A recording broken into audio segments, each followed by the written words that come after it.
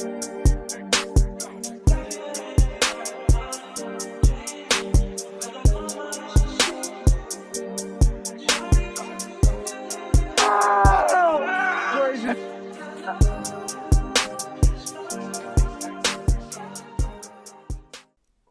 good, everybody? Welcome back to another episode of the Stars Insiders podcast. On today's episode, I will be previewing this Dallas Cowboys Monday Night Football Week 9 matchup against the Arizona Cardinals. So, without any further ado, man, let's get straight to it. Alrighty, man, I want to get right into this. But first up, I want to go over this pretty big piece of news that just came out.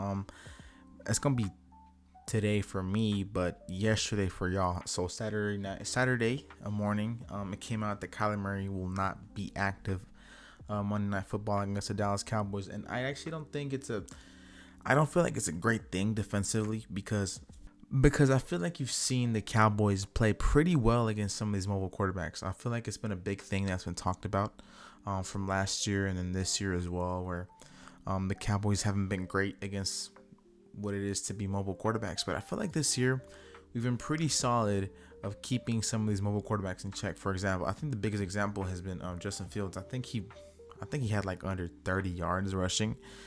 He didn't really do any rushing against the Dallas Cowboys.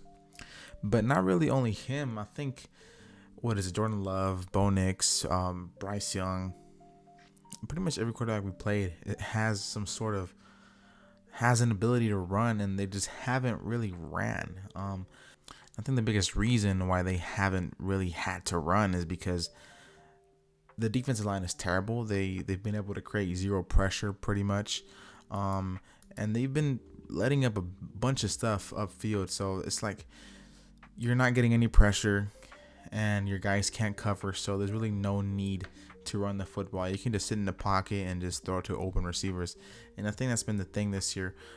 But I really do feel like the Cowboys haven't been terrible, really even bad at all when it comes to stopping these mobile quarterbacks. I feel like you struggled a little bit against Jaden Daniels in week 1 as well against Jalen Hurts, but those are two kind of iffy ones. Really, Jalen Hurts is nothing too crazy, but I feel like you've honestly, again, been pretty good stopping these mobile quarterbacks. You've just had a hard time stopping the guys that can sit in the pocket and just deliver from the pocket. So I think I don't feel like it's a great thing that Kyler is missing this game, because Kyler Murray is a guy that really needs to get outside the pocket to really create plays. He can't really sit in the pocket and really do the things that some of these older quarterbacks have been able to do against this Cowboys defense. And I think Jacoby Brissett might kind of be that type of guy where he can just sit in the pocket and dice up the defense. I really hope it's not the case. I mean, he's by far will be the worst quarterback you played this season. Some of the biggest things with Jacoby Brissett is the fact that he isn't really good against pressure. And I mean, I'm saying that like, we're going to bring pressure and then we're going to get pressure on this guy. But I really do hope we can sort of step up this game kind of like we did against the Jets and really bring the house against this dude, because he's really not good against pressure. He was really bad against this past week against the Packers, really against the pressure, and he wasn't really able to deliver inside the pocket, really able to deliver at all when he was pressured. But apart from Jacoby Brissett, I'm not saying Jacoby Brissett is a big weapon, but I think the biggest guy you're going to have to worry about this week, I think, will probably be Trey McBride, because I feel like he's a guy that can do really anything. He's a guy that they line up outside, they line him up in the slot, they line him up as just a tight end, and you know what I'm saying, with his hand on the turf, on the grass. They line him up absolutely everywhere, and he's really good at making plays from absolutely everywhere. I think McBride is going to be a really big part of why this team wins or why this team loses. I think he's going to be their biggest weapon. I think he's going to be the biggest factor really this game for the Cardinals and for the Cowboys defense. I feel like if the Cowboys can manage to stop Trey McBride and kind of force to throw to these other guys, I think they could. I mean, they have a pretty good chance of winning this game. I'm not super worried about Marvin Harrison, I'm taking that with a grain of salt though, because I mean it doesn't really matter who we're playing. This defense has been terrible with no matter who they're guarding. Um, but Marv is really just like a one big play type of guy.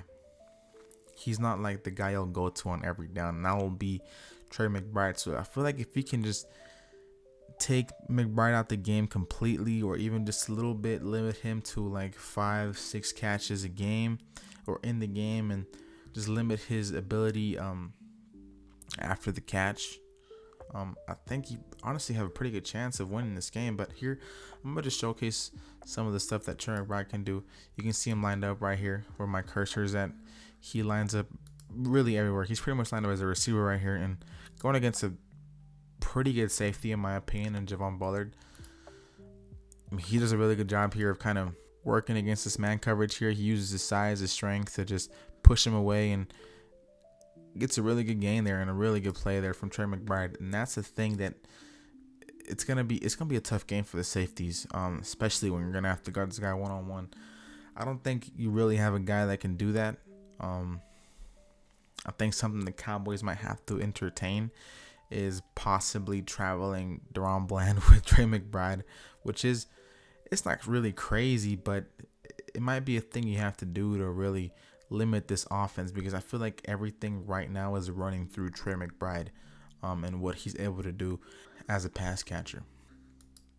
And like I was saying, I'm not really super worried about Marvin Harrison. I know he can make plays. I know he is a pretty good playmaker for this Cardinals offense, but he's really just like your one, maybe two big play guy a game.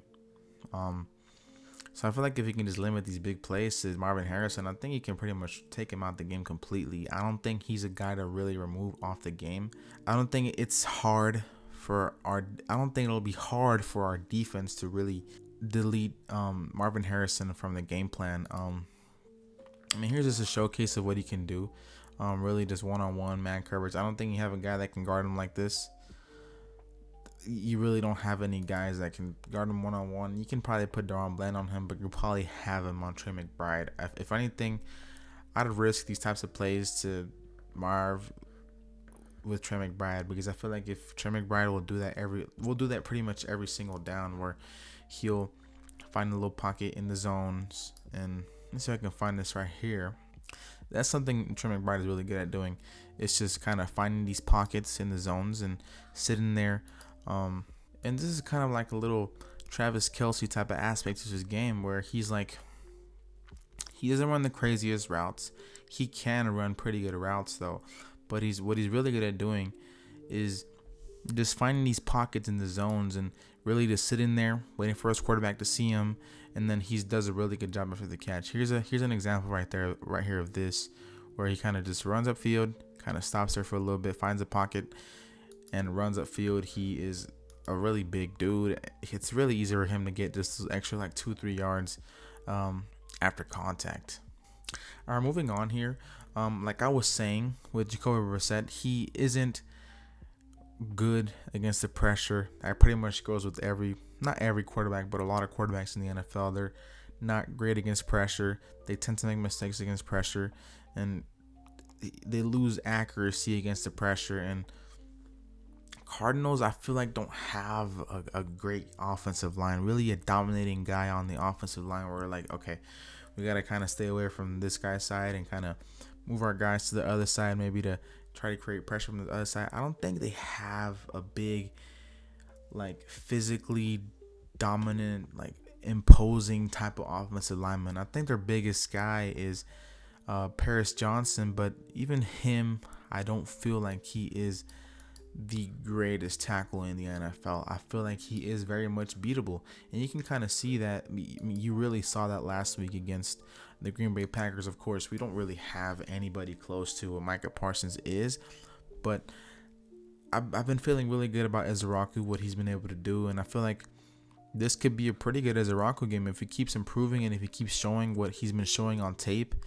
I feel like this could be a pretty good game for Ezraku, pressures wise, maybe even a sack or two. Because these guys don't have the greatest offensive line. I mean, Watching Michael Parsons, this is just dumb. Um, you don't really have a guy that can do this type of stuff that Michael Parsons can do, but maybe you just see what he does to these guys, and he just makes it look really easy. Here we see him again on this left side, on the right tackle this time. Um, and again, they just don't have great offensive linemen. It might just be Michael Parsons being an amazing, dominant edge rusher, but I really don't feel like this offensive tackle room and these offensive guards. I mean, this entire offensive line of the Arizona Cardinals. I don't really feel like it's a very. It's not a scary part of this offense. I don't feel like you're like, yeah, we're not gonna be able to get pressure on these guys. Try to stick to just playing coverage or whatever. I feel like these are guys that you can very much get pressure on. I feel like if Dante Fowler wants to have his breakout game, it could be this game. And if Izaraku wants to have another really good game, this is another good game. This is another good opponent to play.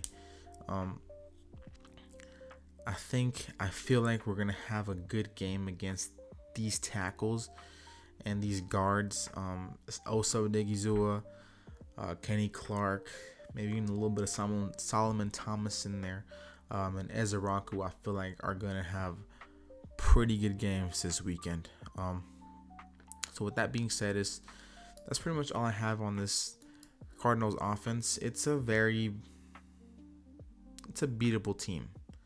It's not a great team, but we're talking about the Dallas Cowboys defense here. You really don't know what this Cowboys defense is going to do, how they're going to perform. So I don't know. I really don't know how this is going to go. I don't know if they're going to be able to stop McBride, Marvin Harrison, and I don't even know if they're able to get pressure on Jacoby Brissett. But again, if they can just get pressure on Brissett, try to eliminate Trey McBride from the game plan, there is a really, really, really good chance that the Cowboys win this football game. So now let's move on to the Cowboys offense. Kind of want to keep it short and simple here for the offense. I don't really have a whole bunch to say on this offense like I do on this defense because I'm extremely, extremely confident in this offense. I really don't care who's lining up across these dudes. It could be Packers defense, Broncos defense, Phillies defense. I really don't care who's lining up across these guys. As long as I have Dak Prescott at the helm, as long as I have CeeDee Lamb or even George Pickens as my wide receiver 1, wide receiver 2, if I have that duo or even have just one of those guys, I feel very confident that this offense can put up points, not only through the air, to the ground as well. I'm extremely confident in Javonte Williams. I feel like he can have a really good game against this Cardinals defensive line. They run a pretty similar front to what the Carolina Panthers defense runs, where they pretty much run 3 defensive tackles. Not every down, but a good couple of downs they'll run this type of set like they're running right here. Well, they run these 2 guys in 55 right here. I think the biggest guy on the defensive line is probably Calais Campbell. Physically and the most powerful, most strongest guy on this defensive line is 100% Calais Campbell. And he's a pretty good player still, even though he's like 50 years old. But I'm not super worried about these guys. I feel like especially with Cooper Beebe being back, I think the Cowboys have a really good chance of. I mean, they 100% can move this defensive line. They can create plays. They can create holes for Javonte Williams and company. And again, I think this is going to be a really good game once again for this Cowboys offense. I think this is kind of a little bounce back game because last week we didn't have a great game, even though we still put up 24 points. Well, really, it was a pretty mediocre game, honestly. Yeah, I'm tripping. It was a pretty mediocre game last week against the Broncos, but you still saw some bright spots. You still saw some pretty cool stuff that the offense did. It just has to be more consistent. I think the Cowboys have to be more consistent because, again, I feel like this offense can score like 40 points a game easily against anybody. I really, again, like I said, I don't care who's lining up across these guys. I really do feel like they can put up points against really anybody they want. They can put a 40. It's just about being consistent, not being dumb with some of these play calls. And yeah, I think it's gonna be another pretty big game for CeeDee Lamb and George Pickens. And without that being said, I kind of just want to make it short here. I don't want to talk about too much on the offense. I kind of really just wanted to go over this defense because that's been the pretty big and glaring problem for this team. Is just the really poor play from this defense, and that's what's kind of been getting us beat in some of these games. So all that being said, man, let's get into the predictions. I feel like it should be another really good game for Dak Prescott here. I feel like he's going to have upwards of like 250 plus yards throwing.